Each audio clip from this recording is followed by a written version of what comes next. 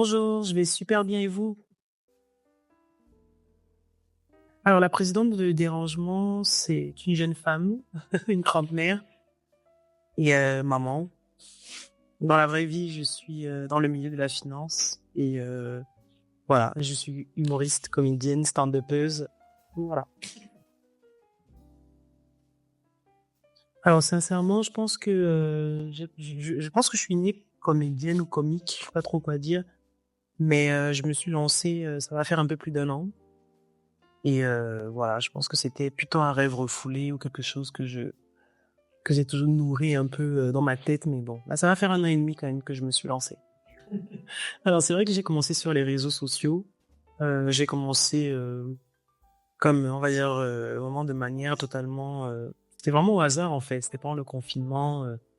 Il y avait rien à faire. On était tous en famille chez nous. Et j'ai commencé en gros à l'époque avec mon ex-conjoint à faire des petits scénarios qui dans lesquels les gens se sont plus ou moins identifiés. Et c'est parti de là, en fait, tout simplement. Comment on quitte des réseaux à la scène? C'est une très bonne question. Moi, personnellement, j'ai voulu me lancer d'abord en mode solo. Après, j'ai vite compris que les règles du stand-up, il y avait en fait tout un schéma à suivre. Et je me suis formé, simplement. Donc, je me suis formé, j'ai fait le nouvel acte de Nawel Madani. D'ailleurs, coucou à la team Nouvel Acte 2024. Et c'est un stage pendant lequel on nous a appris plus ou moins les différentes phases en fait, aussi bien dans le milieu artistique, cinématographique, humoristique. On a appris pas mal de choses en fait. Donc je pense que de là, je suis arrivé sur scène avec une autre forme d'assurance.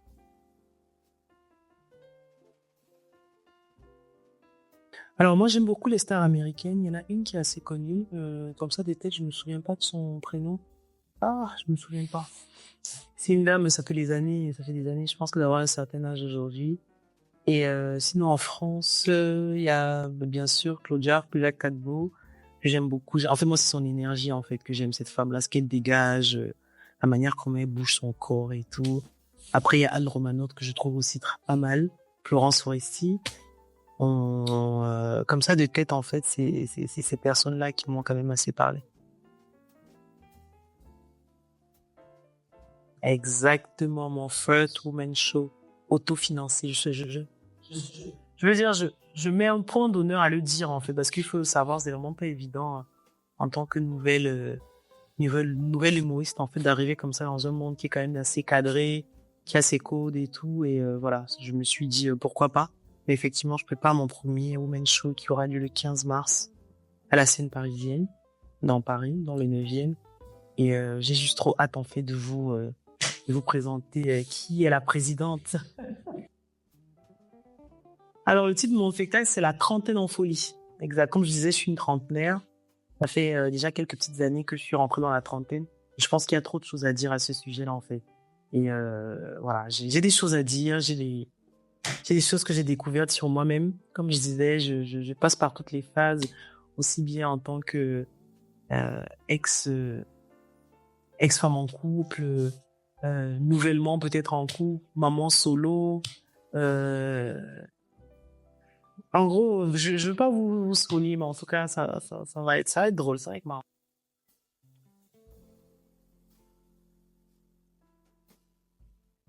Alors, moi, mon rôle de maman, c'est, je veux dire, déjà, le fait de le mettre en même temps qu'humoriste, genre, ma tête a changé, en fait, déjà. Je suis en mode, comment, non, maman, pour moi, ça passe au-delà de tout, en fait, mais vraiment de tout, ça passe au-delà du professionnel, ça passe au-delà du show, on va dire, c'est le côté de ma vie très, très sérieuse. Après, très, très sérieux, pardon. Après, faut quand même se dire que moi, je mets un point d'honneur à avoir une certaine relation avec ma fille qui a aujourd'hui 7 ans. Je pensais que le côté un peu maman drôle, humoriste, un peu fofolle, ça fascine pas mal de choses et c'est fou parce que je me rends compte que, en gros, j'ai accouché une mini moi, quoi. Donc ma vie de maman, sincèrement, elle est assez marrante aussi. Exact. Ah oui, mais moi, ma vie, c'est ça le problème, en fait, c'est que je suis pas les règles comme tout le monde. C'est ça mon problème, en fait. Je peux commencer là et je finis là. Effectivement, j'ai fait un bac L parce que moi, de base, je voulais être avocate ou journaliste. J'ai toujours eu une grande gueuleur. Mais finalement, en fait, j'ai suivi l'argent. Voilà. Ça, c'est aussi un sujet dont je parle dans la trentaine, en fait. Je me suis posé comme ça un jour. Je me suis dit, quel est le métier qui me rendra, on va dire, assez indépendante plus rapidement? Je me suis rendu compte qu'en fait, le droit, le journalisme et tout ça, ça me demandait de faire des années d'études et tout, et n'étant même pas sûr que j'allais aboutir. Et un jour, je me suis posé, j'ai regardé combien touchaient les gens qui étaient dans le milieu de la finance et tout. Je me suis dit, non, non, non, pardon. Je vais réorganiser mon cerveau. On va se mettre les maths là. On va faire la finance là, parce que ça allait un peu intéressant. Alors, c'est vrai que le monde humoristique et tout, c'est assez artistique, oui.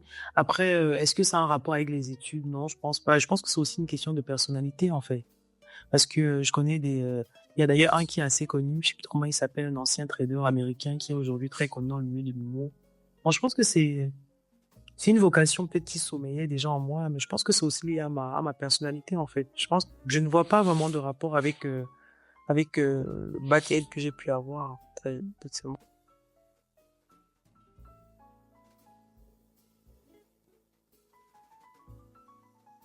Hmm.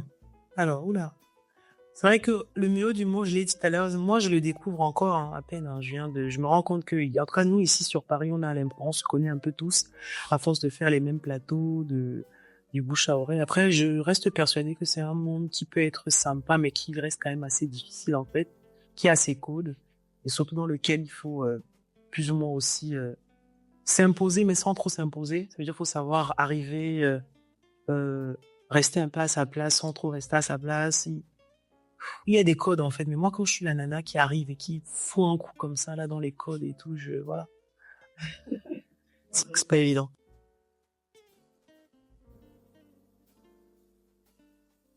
Alors franchement, je pense être prête. En tout cas, je travaille pour avec toute mon équipe MMK. Je pense à Steve et Kuma, je pense à Morgane, je pense à ma famille aussi qui sera quand même là pour me soutenir. Ça c'est important de le dire. Je pense à ma fille. Non, je pense que je suis prête. Hein, je suis prête. Et puis pour booker la présidente, parce que souvent les gens m'envoient, ils me disent, ah, Natacha, comment on fait? Alors, il faut savoir que la présidente, hormis les scènes, j'anime aussi les événements comme les mariages, les anniversaires, tout événement, en fait, vous avez besoin un peu de mettre un peu de soleil, de bonheur dans votre vie. Je suis là pour ça. Et je fais MC aussi sur certains événements. Donc, si vous avez des événements privés, récemment, j'ai fait la cover sortie album de Emma, l'artiste gabonaise, d'origine gabonaise, avec ma copine et sœur Sousou. Coucou à quoi d'ailleurs. Bon, si vous avez ce genre d'événement et que vous souhaitez que je vienne mettre un peu de dérangement dans vos vies, moi je suis là pour ça. Hein. Et il faut payer, c'est pas gratuit.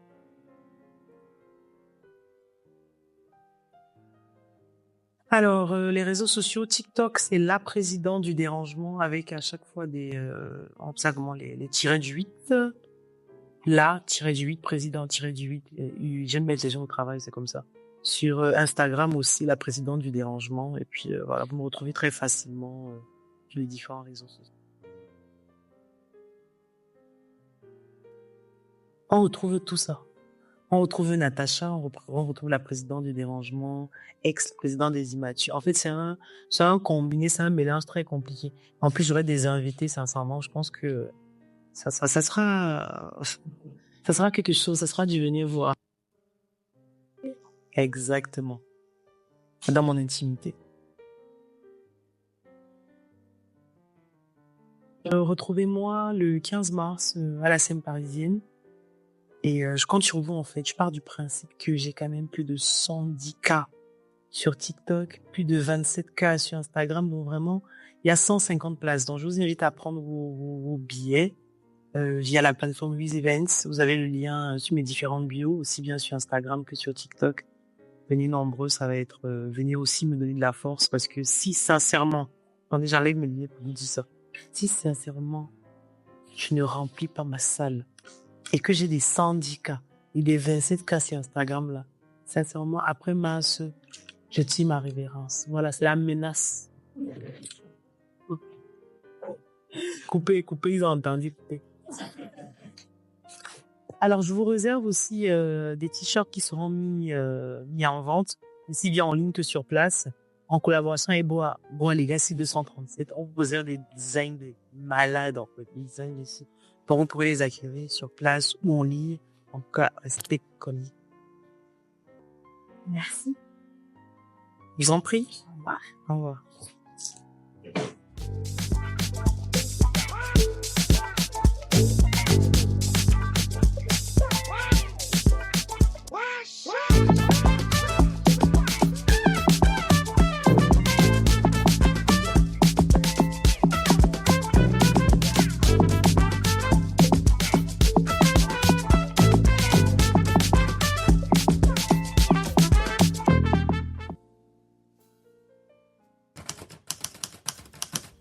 J'ai une dinguerie à vous annoncer. Bien évidemment, j'ai pensé à mes followers de l'autre côté de l'Atlantique et à l'étranger, partout ailleurs.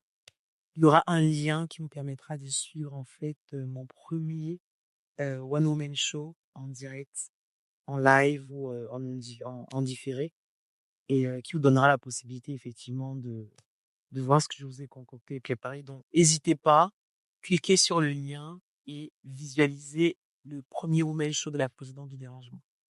Voilà, c'est ça la petite surprise.